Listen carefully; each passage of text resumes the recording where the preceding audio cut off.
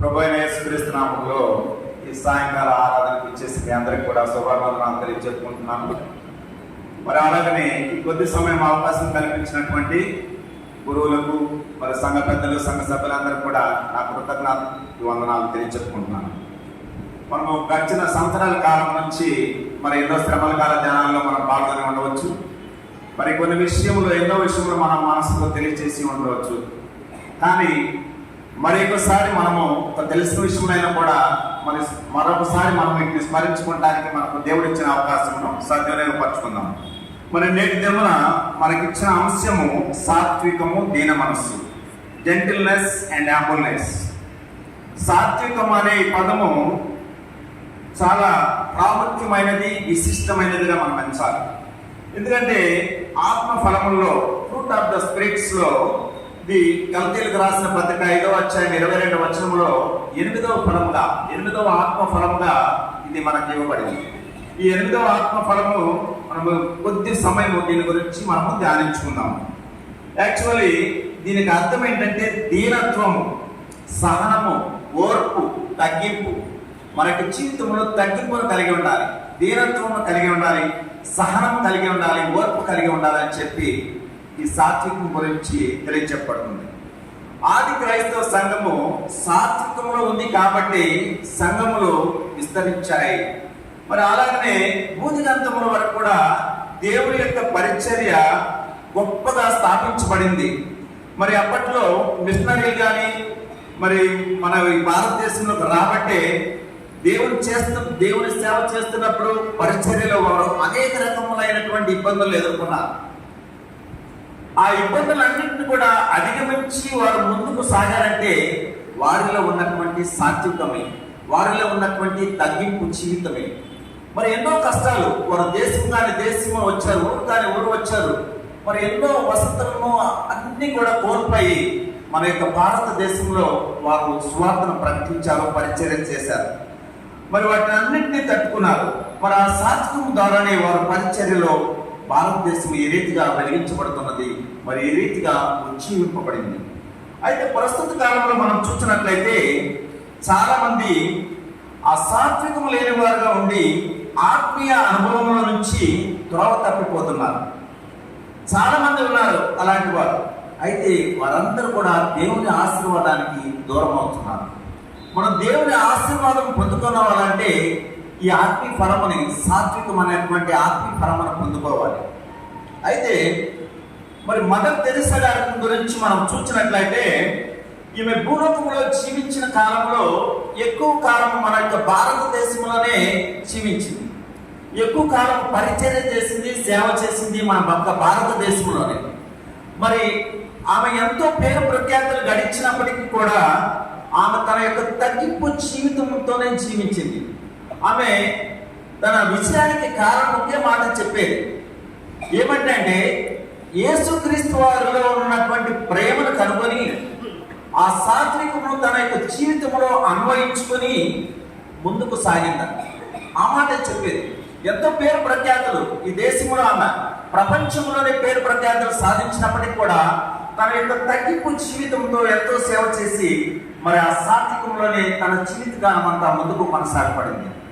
మరి అలాగనే మనము తగ్గించుకునే ఉంటున్నట్లయితే మనం హెచ్చింపబడతామని చెప్పి గుర్తెరగాలి. అలాగనే తనకు తాను హెచ్చించుకునే వారు తగ్గించబడతారు. దేవుని యొక్క సన్నిధిలో మనం ఏం నేర్చుకోవాలంటే హెచ్చించుకునే మనస్తత్వం ఒకవేళ మనలో ఉంటే పతనమైపోతామని చెప్పి గుర్తెరగాలి. హెచ్చించుకునే మనస్తత్వం మనం కలిగి ఉండకూడదు. ఎందుకంటే క్రింద పడిపోతాము. ఎప్పుడైతే మనలో తగ్గింపు జీవితం, తగ్గింపు అనుభవాలు మనం కలిగి ఉంటాయో అప్పుడే దేవుడు మనల్ని అత్యధికంగా ఆశీర్వదిస్తాడు, మేలును మనం కలుగ చేస్తాడు. ఎందుకంటే ప్రతి విషయంలో కూడా చాలా మంది మరి ఉన్నది ఎంతైతే గొప్పగా చెప్పుకుంటారు, చాలా గొప్పగా. ఎగ్జాంపుల్ మనం తీసుకున్నట్లయితే మరి స్త్రీలు షాపింగ్కి వెళ్ళినప్పుడు మరి బట్టల దుకాణంలోకి వెళ్ళి ఒక చీర కొన్నారే అనుకోండి. మరి చీర కొని దాని ఇంటికి వచ్చేటప్పటికి దాని మీద ఉన్నటువంటి రేట్ స్టిక్కర్ ఉంటుంది కదా, స్టిక్కర్ తీసేస్తారు. సహజంగా జరుగుతున్న మాట ఇది. ఏంటంటే ఇంటికి వస్తారు, మరి పక్కన వాళ్ళు వచ్చారు, లేకపోతే మరి వాళ్ళ ఫ్రెండ్స్ కానీ అడిగితే ఏం చెప్తారు, కొన్నది ఒకవేళ రూపాయలకే కొందాం అనుకుందాం, 1500 అని చెప్తారు. దాని మీద ఉన్న రేట్ చెప్తే ఏమవుతుంది? చెప్పం. అది ఒక గొప్పగా భావిస్తాం. అది ఒక గొప్ప అదేనమాట, ఆ గొప్పగా భావిస్తాం అన్నమాట. ఇది సహజంగా జరిగేటువంటి చిన్న చిన్న విషయాలు. కానీ మన యొక్క జీవితంలో ఇలాంటి చాలా చిన్న విషయాలు ఎక్కువగానే వస్తూ ఉంటాయి మన జీవితంలో. కానీ చాలా గొప్పగా చెప్పుకోవాలనుకుంటూ ఉంటాం. కానీ దానివల్ల ఈ లోకంలో ఎలాంటి ప్రయోజనము దొరకదు. దానివల్ల ప్రయోజనమే లేదు. మన జీవితంలో దేవుడిచ్చిన దానిలో నమ్మకం కలిగి ఉండాలి, దీన మనస్సు కలిగి ఉండాలి, తగ్గింపు జీవితం కలిగి ఉండాలి, సాత్వికం కలిగి ఉండాలి. అప్పుడే మనం చాలా మంది అనుకుంటూ ఉంటారు, చాలా గర్వంతో కూడి ఉంటారు, నేను చాలా ఆస్తిపరుడిని, ధనవంతుడిని, లేకపోతే నేను చాలా గొప్ప చదువుకున్నవాడిని, గొప్ప ఉద్యోగంలో ఉన్నాను, అలా రకరకాలుగా చాలా ఆస్తి ధనధాన్యాలు అన్ని సిరులు కలిగి ఉన్నవాడిని అని చెప్పి అనుకుంటూ ఉంటారు. కానీ ఈ లోకంలో చూస్తే అవన్నీ కూడా వ్యర్థమే. దాని గురించి ఏమన్నా అంటే ద్వితీయోపదేశకాండము 8వ అధ్యాయంలో 17వ వచనంలో అంటాడు, అయితే మీరు మా సామర్థ్యము మా బాహుబలము ఇంత భాగ్యము మాకు కలుగు చేసి నేను అందుకుంటారేమో అంటున్నాడు. అంటే ఇవన్నీ నేను ఈ లోకంలో వచ్చి నేను సంపాదించుకున్నాను, నేనే మంచి ఉద్యోగం కలన్నాను, ధనము అన్నీ ఉన్నాయని చెప్పి అనుకుంటే పిచ్చివాడు అంటున్నాడు, మీరు మా సామర్థ్యము మా బాహుబలము ఇంత భాగ్యము మాకు కలుగు చేసి నేను అనుకుందరేమో. మీరు భాగ్యం సంపాదించుకున్నట్టుకై మీకు సామర్థ్యం కలుగు చేయవాడు ఎవరండి? ఆయనే. ఈ సామర్థ్యం ఈ లోకంలో మనం సంపాదించుకున్నామంటే ఆస్తులు కానీ ఇవన్నీ ఉద్యోగాలు కానీ ఆయన కలుగు చేసినవి, మనం సొంతంగా చేసుకున్నది ఏం లేవు, మనం ఏమి తీసుకుని పోజాలము, ఇవన్నీ దేవుడు మనకు కలుగు చేసినవి అని చెప్పి మనం గుర్తిరగాలి. ఎందుకంటే ఏ పదవిలో ఉన్నా ఏ అర్థంగా ఉన్నా మనం అందరం అనుకుంటాము మంచి గృహం కలిగి ఉండడం మనకు ఏంటి అనే గర్వం ఉంటుందన్నమాట. అతిశయపడేవారు ఉంటారన్నమాట. అతిశయం మనం కలిగి ఉండకూడదు. వీటి వల్ల కూడా మనకి ఎలాంటి ప్రయోజనం ఉండదన్నమాట. అయితే మన ఈ జీవితంలో వ్యర్థంగా ఉండేది ఇవన్నీ, కానీ శాశ్వతంగా ఉండేది మనం ఆలోచించినట్లయితే ఆయన కృప మాత్రమే, ఆయన ప్రేమ మాత్రమే. కాబట్టి మన యొక్క జీవితంలో సాత్వికంలో కలిగి ఉండాలి. మత్తయి సువార్త 5వ అధ్యాయం ఒక మాట అంటారు, సాత్వికులు ధన్యులు, వారు భూలోకంలో స్వతంత్రించుకుందరు అంటున్నారు. సాత్వికం కలిగి ఉంటే ఈ భూలోకంలో స్వతంత్రించుకుంటామని చెప్పి దేవుడు తెలియచెప్తున్నాడు. మనం ఈ భూలోకంలో ఉన్న వాటిని, అంటే మనకు కావలసినవి, మనకు దేవుడి దీవెనలు కానీ ఆశీర్వాదాలు కానీ ఏవైతే మనం పొందుకొచ్చున్నామో అవన్నీ మనం పొందుకోవాలనుకుంటే మనం సాత్వికమును కలిగి ఉండాలి. సాత్వికం జీవితం, దీన మనసును, నెమ్మదిని, తగ్గింపును మనం కలిగి ఉన్నట్లయితే ఈ భూలోకంలో మనకు అవసరమైనవి లేదా పరలోకంలో మనకు అవసరమైనవి దేవుడు మనకి ఇస్తాడు అని చెప్పి తెలియచెప్తున్నాడు. అంటే భూలోకంలో స్వతంత్రించుకుందరు అంటున్నాడు. ఒకవేళ మన జీవితంలో మనం ఆలోచించినట్లయితే మనం పోగొట్టుకుంటున్నామంటే ఏమన్నా మనం పొందవలసిన వాటిని, దానికి గల కారణం ఏంటంటే మనలో సాత్వికం లేకపోవటమే. మనలో ఎప్పుడైతే సాత్వికమో ఆ తగ్గింపు లేకపోతుందో దేవుడి నుంచి మనం అవి పొందుకోలేము. కానీ సాత్వికానికి రోల్ మోడల్ మనం చూసినట్లయితే క్రీస్తు ప్రభు వారే మనకు రోల్ మోడల్. ఆయన సాత్వికం కలగవాడు, దీన మనస్సు కలవాడు. ఆయన శిలువపై శ్రమల నుండి మరి శిలువ మరణం పొందాడంటే ఆయన అడుగుజాడలో మనందరం కూడా నడవాలని చెప్పి యేసుక్రీస్తు ప్రభువు వారు కోరుకుంటున్నాడు. మనమందరం కూడా ఆయన మార్గాల్లో నడవాలని ఆయన ఒక మాదిరిని మనకు చూపించాడు అన్నమాట. ఆ మాదిరిని అనుసరించి మనం నడిచినట్లయితే ఆ ఆశీర్వాదాలు మనం పొందుకుంటాం అన్నమాట. అబ్రహాం లింకన్ గారు మనం చూసినట్లయితే ఒక చెప్పులు కుట్టుకునేటువంటి వాడు, కానీ ఆయన అమెరికా ప్రెసిడెంట్ గారు అయ్యాడంటే ఆయనలో ఉన్నటువంటి సాత్వికమే, ఆయనలో ఉన్నటువంటి తగ్గింపు జీవితమే. అందువల్లే ఆయన అమెరికా ప్రెసిడెంట్ అయ్యాడు. అలాగనే మనం విలియం కేరీ గారిని కూడా చూడవచ్చు. ఆయన కూడా భారతదేశంలోకి వచ్చినప్పుడు చీపోరా అన్నారు చాలా మంది అప్పటి ప్రజలు. కానీ ఆయన 44 భాషలు నేర్చుకున్నాడు. 28 భాషల్లో క్రొత్త నిబంధనలు తర్జుమా చేశాడు. 17 భాషల్లో పూర్తిగా బైబిల్ తర్జుమా చేశాడు. మన భారతదేశంలో రైలు బట్టి వచ్చిందంటే కూడా ఆయన కృషి వల్లే. ఇప్పటికి కూడా మనము న్యూస్ పేపర్ చదువుతున్నామంటే కూడా భారతదేశంలో మొట్టమొదటిగా ఆయన కృషి వల్లనే చేసాం. అలాగనే సతీ సహనం కానీ, మరి ఆడబిడ్డల చదువుల్లో ముందుకు సాగటానికి కానీ, అప్పటి దినాల్లో మన సిరంపూర్లో యూనివర్సిటీ స్థాపించాలంటే ఇవన్నీ కూడా ఆయన వల్లనే. ఎందుకు ఎంత గొప్పగా ఆయన ప్రభువారు దీవించాడంటే, మరి ఆయనంట మన భారతదేశానికి వచ్చే ముందు వాళ్ళ దేశంలో సెలక్షన్ అయ్యేటప్పుడు అడిగారట, భారతదేశానికి ఎవరు వెళతారు అని చెప్పి. అడిగితే విలియం క్యారీ గారు లేచి నిలబడ్డారట. అక్కడ ఒక పెద్ద ఆయన చూసి ఆయన అన్నారంట హేళనగా, అరే నువ్వు చెప్పులు కుట్టుకునేవాడు కదయ్యా అన్నాడట. అంటే చెప్పులు కుట్టుకునేవాడు వెళ్ళకూడదా అన్న లెక్కలో ఆయన హేళనగా మాట్లాడాడు విలియం క్యారీ గారు. దానికి క్యారీ గారు ఏం జవాబు చెప్పారంటే, అయ్యా నేను చెప్పులు కుట్టుకునే అంత గొప్పవాడిని కాదయ్యా, చెప్పులు కుట్టుకునే అంత పెద్దవాడిని కాదు, నేను ఆ చెప్పులు బాగు చేసుకునే వాడిని అయ్యా అని చెప్పి జవాబు ఇచ్చారు. చూడండి ఎంత తగ్గింపు చూపుతుంది. అదే మనలో మనం ఎవరన్నా ఉంటే ఎంత కోపంగా అప్పుడు బయటగానే వెళ్ళిపోవాలి, లేకపోతే ఆయన కొట్టమంటూ జరిగేది అంత పాపం. కానీ ఆయనలో ఉన్నటువంటి ఆ తగ్గింపే ఆయన ఉన్నత శిఖరాలకు తీసుకువెళ్ళారు. ఆయన దేవుడి సేవలో ముందుకు కొనసాగపడటానికి ఆయన తగ్గింపు జీవితంను దేవుడు వాడుకున్నాడు. ఆయన దీనత్వం కానీ సాత్వం కలిగి ఉన్నాడు కాబట్టి ఉన్నతమైన స్థితిలో రాగలిగారు అన్నమాట. అలాగే మనము ప్రార్థించే వారిలో మనం చూసినట్లయితే మరి సుంకరి యొక్క ప్రార్థన దేవుడు ఆలకించాడు. సుంకరి ప్రార్థన ఆలకించాడు. కానీ ఎందుకు ఆలకించాడు? సుంకరిలో ఉన్నటువంటి ఆ తగ్గింపును చూశాడు, అతనిలో ఉన్నటువంటి సాత్వికాన్ని చూశాడు. కాబట్టి దేవుడు సుంకరి ప్రార్థన ఆలకించాడు. దేవుని ఎందుకు ప్రియమైన వాళ్ళ అలాగనే ఉజ్జియాని కూడా చూడండి. ఉజ్జియాని కూడా చూసినట్లయితే దేవుడు చాలా గొప్పగా ఆశీర్వదించాడండి ఉజ్జియాని. కానీ ఉజ్జియాలోకి గర్వం వచ్చేసింది. మరి ఆ గర్వం రాగానే గర్వించి పతనమైపోయాడు. అందుకు తెచ్చుకున్న బహుమానం కూడా ఉన్నది ఆయన. ఈ గర్వించి పతనమైపోయి కిందకు జారిపోయిన తర్వాత దేవుడి నుంచి అందుకున్న బహుమానం ఏంటి? కుష్ఠరోగం. దేవుడు గర్వించాడు, ఎంతో ఉన్నతమైన స్థాయికి ఎదిగాడు. మరి స్థాయికి ఎదిగిన మనిషి ఉజ్జియాని ఎందుకు నిలబెట్టుకున్నాడంటే దేవుడు అతనిలో ఉన్నటువంటి తగ్గింపు స్వభావమును, తగ్గింపు జీవితాన్ని చూసి మరి ఆయన ఎన్నుకున్నాడు. కానీ ఎప్పుడైతే అతనిలో గర్వం మొదలైందో మరి వెంటనే క్రిందికి పడేశాడు, బహుమానంగా కుష్ఠరోగాన్ని తెచ్చుకున్నాడు. కనుక మనం ఏం చేయాలంటే తగ్గింపు జీవితం, మనకు మనం తగ్గించుకొని జీవించాలి, ముందుకు సాత్వికంతో ముందుకు నడవాలి. అప్పుడే మనము దేవుడి నుంచి ఆశీర్వాదాలు పొందుకుంటాం.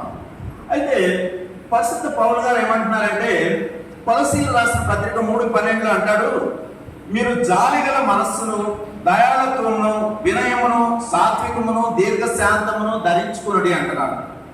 ఏమంటున్నాడండి? జాలిగల మనస్సును, దయాళత్వమును, వినయమును, సాత్వికమును, దీర్ఘశాంతమును ధరించుకునుడి అంటాడు. ధరించుకుంటాం ఏంటండి? మనం బట్టలు ధరించుకుంటాము, లేకపోతే వస్త్రాలు వేసుకుంటాము అనుకుంటాం. కానీ ఈయన ఏమంటున్నాడంటే ధరించుకోమంటున్నాడు, సాత్వికాన్ని ధరించుకోమంటున్నాడు, దీర్ఘశాంతాన్ని, వినయమును ధరించుకోమని అంటున్నాడు. అలాగే పేతురు రాసిన మొదటి పత్రిక 5:5 కూడా అంటాడు, మీరందరూ కూడా ఎదుటి వారి ఎడల దీన మనస్సును వస్త్రమును ధరించుకొని మిమ్మల్ని అలంకరించుకోండి అంటున్నాడు. పేతురు గారు అయితే ఇంకో మాట ముందుకు వెళ్ళాడు, అలంకరించుకోండి అంటున్నాడు. దీన మనస్సు అనే వస్త్రాన్ని ధరించుకొని మిమ్మల్ని అలంకరించుకోండి అని చెబుతున్నాడు. మరి అలాగనే ఎఫెసీయులకు రాసిన పత్రిక 4:3 కూడా ఒక మాట ఉంది, మీరు పిలువబడిన పిలుపునకు తగినట్లుగా దీర్ఘశాంతముతో కూడిన సంపూర్ణ వినయముతోనూ సాత్వికముతోనూ నడుచుకొనవలనని ప్రభువును బట్టి ఖైదీనైన నేను మిమ్మల్ని బ్రతిమాలుకొనుచున్నాను అంటున్నాడు. ఖైదీనైన పౌలు గారు మనల్ని బ్రతిమాలుకొనుచున్నాడు. అయ్యా సాత్వికంతో నడుచుకోండి, సంపూర్ణ వినయంతో నడుచుకోండి అని చెప్పి మనల్ని బ్రతిమాలుతున్నాడు. చూడండి, ఈ మాటలు చెప్పడానికి కూడా సంపూర్ణమైన అర్హత కలిగి ఉన్నాడంటే పౌలు గారు మాత్రమే. పౌలు గారు అంత అర్హత కలిగిన వాడు. మరి పౌలు గారికి ఒక సత్తా ఉంది, మాట్లాడగలిగిన సామర్థ్యం ఉంది. అయితే ఆయన పౌలు గారు సామాన్యుడు కాదండి, ధర్మశాస్త్రంలో పరిపూర్ణంగా ఎదిగిన వాడు. మరి అలాగనే హెబ్రీ గ్రీకు భాషల్లో ఆరితేరిన వాడు, మంచి బలసౌర్యములు కలిగిన వాడు. ఆ రోజుల్లో మరి సౌలుగా ఉన్నప్పుడు ఆయన ఎంత గర్వంతో ఉండేవాడో, అహంకారంతో ఉండేవాడు. మన ఎక్కడైతే క్రైస్తవులు ప్రార్థన చేసుకుంటున్నారో వాటిని ఆపడానికి కానీ, హింసించడానికి కానీ, అవసరమైతే వారిని చంపడానికి కూడా వెనుకాన్ని సౌలు గారు. మరి ఆ రోజుల్లో అటువంటి రాజులు కానీ మరి అందరూ కూడా భయపడేవారంట ఆయన చూసి. అందుకనే కరెక్ట్ మనిషినే అని చెప్పి సౌలు గారిని నియమించుకున్నాడు, మనల్ని హింసించడానికి, ప్రార్థనలు జరగకుండా క్రైస్తవులు అనే వారిని మరి అవసరమైతే చంపడానికి కూడా. అట్లాంటి పౌలు గారు గర్వంతో విర్రవీగినటువంటి ఆ పౌలు గారు ఏమంటున్నాడంటే ఇప్పుడు, అయ్యా మీరు పిలువబడిన పిలుపుకు తగినట్లుగా, అంటే మనమందరం కూడా ఒక పిలుపుకు పిలువబడినాము, దేవుని యొద్దకు పిలువబడ్డాము, ఒక మంచివారుగా జీవించడానికి లోకంలో మనం పిలువబడినప్పుడు అన్నాడయ్యా, దీర్ఘశాంతముతో కూడిన సంపూర్ణ వినయముతోను సాత్వికముతోను నడుచుకునే వాళ్ళని ప్రభువును బట్టి ఖైదీనైన నేను ఇప్పుడు గడ్డం పెట్టుకుని బతిమాలుతున్నానయ్యా, రండి, నేను కూడా ఇటువరకు విర్రవీగిన వాడినే, చాలా గర్వంతో ఎన్నో ఘోర కార్యములు చేసిన వాడినే, కానీ ఇప్పుడు చెప్తున్నాను, సౌలు కాదు, ఇప్పుడు నేను పౌలుగా చెప్తున్నాను, మీ గర్వము వేడండి, సాత్వికంతో ముందుకు నడవండి, వినయ విధేయతలు కలండి, దీన మనసుకు కలిసి ముందుకు నడుచుకోండి అని చెప్పి మన బ్రతిమాలి పెట్టుకుంటున్నాడు. కానీ మరి పౌలు గారు ఎంతో ధనవంతుని కుమారుడు. పౌలు గారు తండ్రి ఓడల వర్తకుడు. ఆ రోజుల్లో వర్తకంతో చాలా వ్యాపారం చేసేవాడు ఆయన. అంతటి ధనవంతుని కుమారుడు అయినప్పటికీ కూడా ఆయన ఏమన్నాడు, అవి అన్నీ కూడా పెద్దతో సమానంగా ఎంచుకున్నాడు, అటన్నిటి కూడా త్యజించేశాడు, వదిలేశాడు. తన యొక్క జీవితంలో ముందు చేసిన వాటి గురించి ఒప్పుకుంటున్నాడు, అవన్నీ తప్పు చేశానని చెప్పి. ఎప్పుడైతే పౌలుగా మారాడో మరి అవన్నీ కూడా పెద్దతో సమానమని ఎంచుకొని ఇప్పుడు అంటాడు, మనం బ్రతిమాలుతున్నాడు, అయ్యా నేను ఇటువరకు విరవగిన వాడిని, నేను కూడా రౌడీలాగా ప్రవర్తించిన వాడిని, కానీ మీరు ఆ పనులు చేయొద్దు, మీరు రండి, సాత్వికంతో దీన మనసుతో దేవుని ఎందుకు రండి అని చెప్పి బ్రతిమాలు పెట్టుకుంటున్నాడు మనల్ని. దేవుని ఎందుకు ప్రేమ వాళ్ళారా. అయితే మరి ఒకవేళ మనము వినయంతోనూ సాత్వికంతోనూ మనము లేకపోయినట్లయితే విర్రవీగేమా అంటే మనలో గర్వం మొదలవుతుంది. గర్వం మొదలైందా మనము క్రింద పడిపోతాము, అది గుర్తు పెట్టాలి. అయితే నెబుకద్నెజరును కూడా మనం చూసినట్లయితే గర్వించి ఆఖరుకు పశువులతో పాటు గడ్డి మేసేందుకు కూడా వెళ్ళిపోయాడు. ఆ గర్వం అనేది ఉంటే మనలో ఆ విధంగా క్రిందకు పడిపోతామని చెప్పి మనం గుర్తెరగాలి. కాబట్టి మనం ఏం కావాలి, దేవునిలో దాచపడాలండి. జెఫన్యా గ్రంథము 2వ అధ్యాయం 3వ వచనంలో ఒక మాట అంటాడు, దేశంలో సాత్వికులై ఆయన న్యాయ విధులను అనుసరించు సమస్త దీనులారా యెహోవాను వెదకుడి, మీరు వెదకి వినయం గలవారై నీతిని అనుసరించిన ఎడల ఒకవేళ ఆయన ఉగ్రత దినమున మీరు దాచబడుదురు. చూడండి, ఆయన యొక్క ఉగ్రత దినమున మీరు దాచబడుదురు అని చెప్పి చెప్తున్నాడు. ఆయన యొక్క ఉగ్రత దినం అంటే ఏంటండి, రాబోయే కాలంలో భయంకరమైనటువంటి ఉగ్రత దినాల్లోకి మనం వెళ్ళబోతున్నాం. అది గుర్తెరగాలి. క్రైస్తవులమైన మనము అది గుర్తుపెట్టుకోవాలి. మనకి ఇప్పటి వరకు ఏం చూసాము, ఒక చిన్న శాంపులే చూసాము 2020లో. 2020లో మరి దేశమేంటి, ప్రపంచమేంటి మొత్తం లాక్డౌన్లోకి వెళ్ళిపోయిందంటే చిన్న శాంపుల్ ఇచ్చాడు ప్రభు. కానీ రాబోయే రోజుల్లో ఉగ్రత దినాలు, భయంకరమైన ఉగ్రత దినాల్లోకి వెళ్ళబోతున్నాం అంటున్నాడు.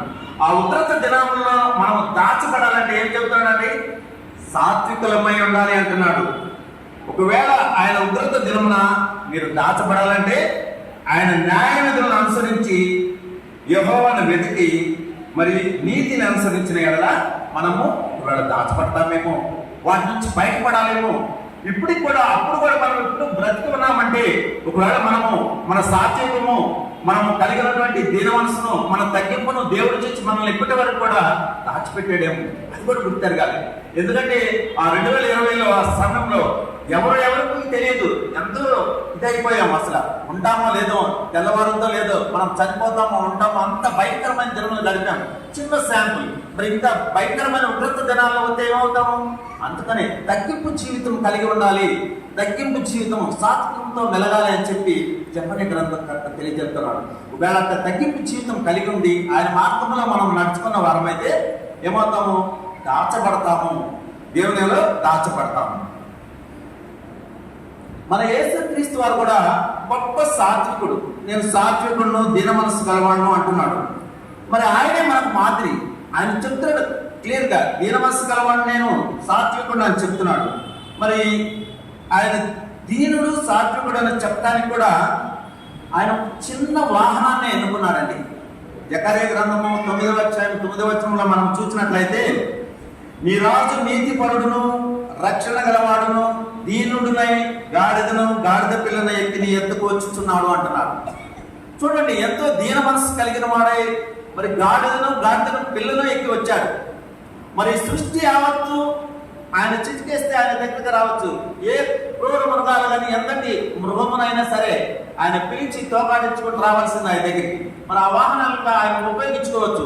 పులులనేమి, సింహాలనేమి, మరి అశ్వాలనేమి, ఏనుగులేమి, ఎలాంటిదైనా వాడుకోవచ్చు. కానీ ఎందుకు మరి దీన్ని ఊరు వెలుపుల వెలివేయబడినటువంటి గాడిద పిల్లను ఎక్కి తన యొక్క సాత్వికమును, దీన మనస్సును, తగ్గింపును దేవుడు తెలియపరుచుకున్నాడు. దేవుని బిడ్డలారా, మరి ఆయన జీవితం అంతా కూడా మనం చూసినట్లయితే తగ్గింపు గల జీవితమే. ఎందుకంటే ఆయన జన్మించడానికి ఎన్నుకున్న గ్రామము చిన్న కుగ్రామం. మరి అలాగనే మరి తగ్గింపు కలిగిన నిరుపేద కుటుంబాన్ని ఎన్నుకున్నాడు. మరి అలాగనే మరి ఆయన జన్మించింది కూడా పశువుల పాకంలోని, మరుండ పెట్టింది కూడా పశువుల తొట్టులని. కానీ మరి రాజుగా పుట్టాలనుకుంటే మరి రాజు గృహంలో పుట్టేవాడు. జ్ఞానులు కూడా వచ్చి ఎవరిని అడిగారండి? రాజు దగ్గరికి వచ్చి అడిగారు. ఏ రోజు రాజు దగ్గరికి వచ్చి, అయ్యా యూదుల రాజుగా పుట్టినవాడు యేసు ఎక్కడ పుట్టాడు అని చెప్పి. కానీ రాజు గృహంలో పుట్టల తన యొక్క తగ్గింపును చూపించుకున్నాడు, తన యొక్క సాత్వికమును చూపించుకున్నాడు. మరి అలాగనే మరి గాడిదను ఎందుకు ఎంచుకున్నాడని చెప్పి మనం చూసినట్లయితే నిర్గమకాండము 13:13 ఒక మాట ఉంటుంది. ప్రతి గాడిద తొలి పిల్లను వెల ఇచ్చి విడిపించి దానికి మారుగా గొర్రె పిల్లను ప్రతిష్ఠింపవలెను అంటున్నాడు. ప్రతి గాడిద తొలి పిల్లను వెల ఇచ్చి విడిపించి దానికి మారుగా గొర్రె పిల్లను ప్రతిష్ఠింపాలని అంటున్నాడు. అంటే యేసయ్య ఈ లోకంలోనికి ఒక గొర్రె పిల్లగా వచ్చాడు. మరి మనందరినీ కూడా సంపూర్ణంగా విడుదల కలగ చేయడానికి ఆయన గొర్రె పిల్లగా మారి తనకు తాను తగ్గించుకొని విడిపించాడనమాట. మనల్ని విడిపించాడు. ఏ విధంగా అయితే గాడిద పిల్లను గొర్రె పిల్లకు ఇచ్చి విడిపిస్తారో మనల్ని కూడా మనందరం గొర్రెలం కాబట్టి ఆయన గొర్రె పిల్లగా వచ్చి మనం విడిపించాడని చెప్పి మనం గుర్తెరగాలి. అయితే మరి ఎప్పుడు కూడా మన జీవితంలో గర్వం అనేది వస్తుందో, అహంకారం వస్తుందో అప్పుడు మనం కిందకు పడిపోతామని చెప్పి గుర్తెరగాలి. అయితే ఒక వృక్షాన్ని మనం చూసినట్లయితే ఒక పెద్ద మహావృక్షం, ఆ వృక్షం క్రింద ఒక చిన్న గడ్డి ఉన్నది. మరి ఆ రోజు ఒక భయంకరమైనటువంటి తుఫాన్ వచ్చిందంట, వర్షం వచ్చింది.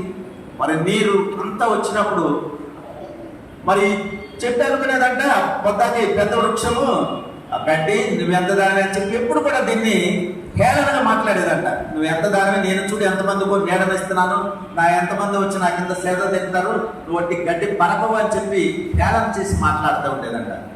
ఈ వర్షము తుఫాను వచ్చినప్పుడు ఈ మహావృక్షము నేల పడిపోయింది. ఈ వర్షం నీటికి కూడా ప్రవాహానికి గడ్డి పరక కూడా వెంగిపోయింది. కానీ వర్షం ఆగిపోయింది, నీటి ప్రవాహం ఆగిపోయింది. చెట్టు అయితే పడిపోయింది కానీ పైకి లేవట్లేదు వృక్షం. గడ్డి పరక అయితే లేచి నిలబడింది. అంటే మన యొక్క తగ్గింపు జీవితం, మనం ఎప్పుడైతే తగ్గించుకుంటామో హెచ్చింపబడతాము. వృక్షము మహావృక్షం ఏముంది, ఆయన నేను ఎంతో మందికి సేద్దని గర్వపడింది, అహంకారంతో మాట్లాడింది. గడ్డి పరక తగ్గిపోయింది, వంగింది, కానీ లేచి నిలబడింది పైకి. దేవుని ఎందుకు ప్రియమైన వారా, మరి మరి బతికే జీవితం ఎదగాలంటే మనం ఏం చేయాలండి? తగ్గింపు జీవితం కలిగి ఉండాలి. యేసయ్య మాదిరిగా కలిగిన వ్యక్తి బైబిల్లో ఒక వ్యక్తిని మనం చూద్దాం. అది దేవుడిచ్చిన సాక్ష్యం అన్నమాట. సంఖ్యాకాండము 12:3 చూసినట్లయితే మోషే భూమి మీద ఉన్న వారందరిలో కూడా మిక్కిలి సాత్వికుడు అని చెప్పి సాక్ష్యం ఇచ్చాడు దేవుడు. చూడండి, మిక్కిలి సాత్వికుడు అంటే మరి మోషే పుట్టుకతో రాలేదండి ఆ సాత్వికం. చాలా బహుకోపిష్టి. మరి ఒక ఎబ్రాయిని కొట్టి చంపుతుంటే చూసి ఏం చేశాడు? ఐగుప్తుని కొట్టి చంపి పాతేసేసాడు. అంత భయంకరమైనటువంటి కోపిష్టి, మరి భయంకరమైనటువంటి అహంకారి. మరి ఆయన ఏమంటున్నాడు? ఈ భూమి మీద ఉన్న వారందరిలో కూడా మిక్కిలి సాత్వికుడు అని చెప్పి అక్కడ దేవుడు సాక్ష్యం చెప్తున్నాడు. అయితే ఎప్పుడైతే కొట్టి చంపి ఐగుప్తు నుంచి మోషే గారు బయటకు వెళ్ళాడో అరణ్య ప్రదేశంలోకి, ఆ 40 రోజులు కూడా భయంకరమైనటువంటి ట్రైనింగ్ పొందాడు దేవుని దగ్గర.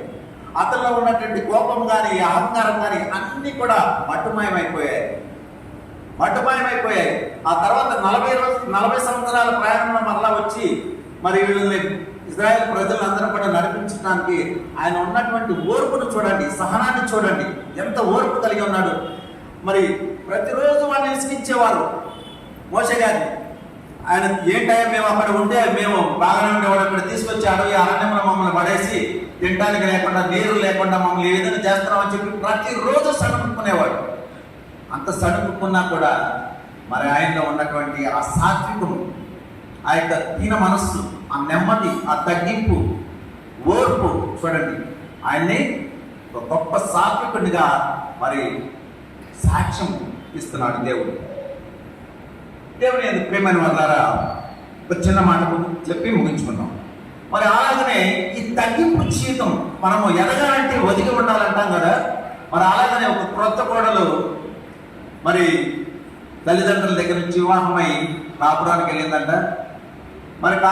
మరి కానీ అత్తగారు మాత్రం ఈమెని కోడల్ని ఎలా చూసిందంటే చాలా కోపంగా, ప్రతిరోజు కూడా ఆమె ఒక మంచి బైబిల్లో ఉన్నటువంటి మంచి పేరు కలిగి ఉన్నటువంటి కోడలు అయినా కూడా ఆమెను ఎప్పుడు కూడా ఏంటి దెయ్యం ఏం చేస్తున్నావు, దెయ్యం అని చెప్పి పేరు పెట్టి పిలిచేది కాదు, కోడలని కూడా వెళ్ళలేదు. అట్లా విసిగిస్తూ ఉండేదట. ప్రతిరోజు కూడా ఆ పేరు పిలుస్తుంటే ఏమైనా సహనం నశించిపోతుంది కోడలు. ఆఖరికి వాళ్ళ అమ్మగారి దగ్గరికి పోయి అమ్మ నేను పోనమ్మ నేను కాపం చేయను అని చెప్పినా కూడా అమ్మగారంట ఆ కోడలను తీసుకెళ్ళి మాస్టర్ గారి దగ్గర ప్రార్థన చేస్తే అమ్మ కొంచెం ఓపిక పట్టమ్మ తల్లి, నీకు అన్నీ సర్దుకుంటే అని చెప్పండి. సరే ఎన్ని రోజులు ఓపిక పట్టాలి అయ్యగారు అని చెప్పి అడిగిందంట. అదే కొంత ఓపిక పట్టు, 3 నెలలు ఓపిక పట్టు అని చెప్పాడు.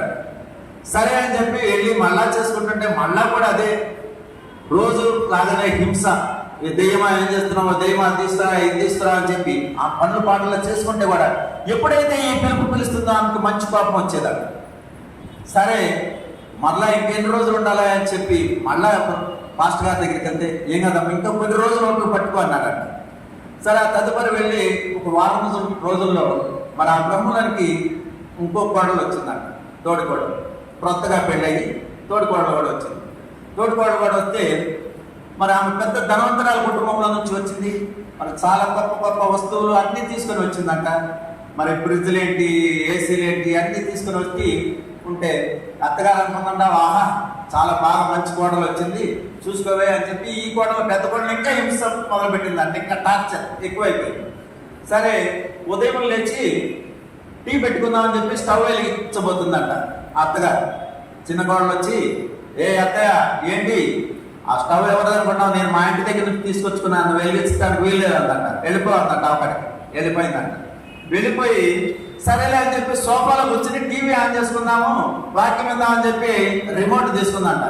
అత్తయ్య ఏమనుకుంటున్నావు, ఆ సోఫా నేను తీసుకొచ్చుకున్నాను మా ఇంటి దగ్గర నుంచి, మా అమ్మగారింటి దగ్గర నుంచి, నువ్వు కూర్చుంటానికి వీల్లేదు, కావాలంటే ఆ పక్కన పోయి కూర్చొని కూర్చోవాలన్నాను. మహా అమ్మో ఇదేంటి ఇట్లా అంటుందని చెప్పి సరేనని చెప్పి వెళ్ళి పట్టుకుందామని కాసేపు నాకు ఎందుకు వాళ్ళు పిలిచినప్పుడే మనం టీ తాగుదామని చెప్పి వెళ్ళి బెడ్ మీద పడుకోబోయిందంట. కొత్త బెడ్ అదేంటంటే అత్తయ్య ఇది కూడా నేను మా ఇంటి దగ్గర నుంచి తీసుకొచ్చింది, నాది ఇది అన్నాను. ఇదేంటబ్బా ప్రతిదీ నాది నాది అంటుంది. నా పెద్ద కోడలను ఇంకా 4 నెలల నుంచి నేను ఎంత మోస్తున్నాను, ఆ పిల్లల్ని ఎంత హింసించినా కూడా నా పెద్ద కోడలు నోటితో మాట్లాడలేదు అని చెప్పి తనకు తాను మనసులో అనుకుని ఉదయానికల్లా మారిపోయిందంట. ఆ పెద్ద కోడలు పనిచేస్తుంటే వెళ్ళి బంగారమా అని పిలుస్తుందంట కోడలు. ఇదేంటా ఎప్పుడు రోజు దెయ్యమని పిలిచేది బంగారం అని పిలుస్తుంది ఈరోజు అని చెప్పి ఆలోచించుకున్నాను.